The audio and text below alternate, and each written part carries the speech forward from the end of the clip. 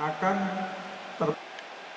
yang bersangkutan akan Seorang pelaku tindak pidana perdagangan orang (TPPO) ditangkap saat ingin melarikan diri melalui Bandara Sultan Syarif Kasim II Pekanbaru Riau beberapa hari lalu.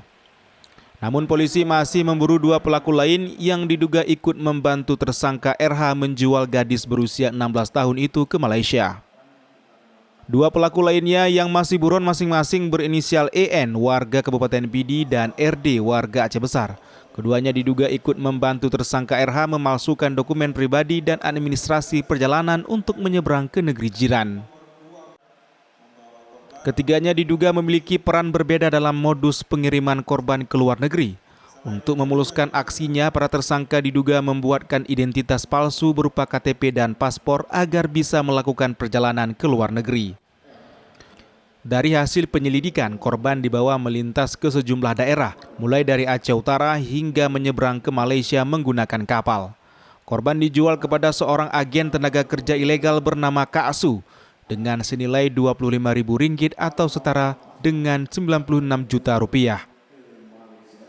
DPO ada 2 orang dari keterangan saksi korban ada 2 orang yaitu RD dan E yang saat ini masih kita terbitkan DPO dan informasi hasil lidik yang bersangkutan berada di Malaysia. Warga mana? Warga Aceh. Tersangka ini tiga-tiganya warga Aceh, 3 orang ini. Masyarakat Aceh khususnya.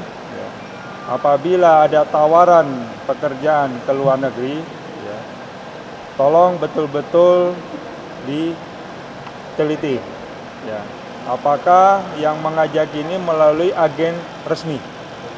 Ya.